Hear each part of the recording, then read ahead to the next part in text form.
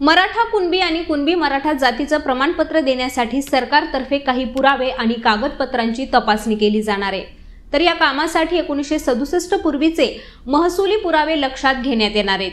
याशिवाय अनेक महत्त्वाची कागदपत्र आणि पुरावे हे सुद्धा मराठा कुणबी किंवा कुणबी मराठा हे प्रमाणपत्र मिळवण्यासाठी द्यावी लागणार असल्याचं सरकारकडून आता सांगण्यात आले आणि याच कागदपत्रांची तपासणी सुद्धा होणार आहे।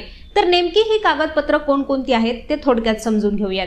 या कागदपत्रांमध्ये खासरा पत्रक, पाहणी पत्रक, क पत्रक, कुळ नोंदवही, नागरिकांचं 1951 सालचं राष्ट्रीय रजिस्टर, त्यासोबतच नमुना क्रमांक 1 हक्क नोंद पत्रक आणि नमुना क्रमांक 2 हक्क नोंद पत्रक, त्यासोबतच 7/12 उतारा या गोष्टींचा समावेश आहे। यासोबतच जन्म मृत्यूची नोंद अभिलेख असणं गरजेचे आणि त्यामध्ये गाव नमुना 14 असणंही गरजेचे। तर शैक्षणिक अभिलेखामध्ये प्रवेश निर्गम नोंद वही किंवा जनरल रजिस्टर हे तपासलं जाणार आहे। याशिवाय रेल्वे पोलीस विभागाकडील गुन्ह्याबाबतच्या नोंदी, जिल्हा सैनिक कल्याण अधिकारी यांच्याकडील माजी सैनिक निवृत्तीनंतर नोंदणीकरिता आलेली कागदपत्र, याशिवाय जिल्हा वक्फ अधिकारी यांच्याकडील मुंतखब, तर 1967 पूर्वीच्या अधिकारी आणि कर्मचाऱ्यांचे सेवा पुस्तक, महापालिका नगरपालिकेकडील शेतवार तक्ता वसूल आणि आमदनी नोंदवही, यासोबतच सैन्य भरती कार्यालयाकडील सैन्य भरती वेळी घेतलेल्या नोंदी तपासण्यात येणार आहेत। याशिवाय अधीक्षक राज्य उत्पादन शुल्क यांच्याकडील अणुज्ञप्ती नोंदवह्या,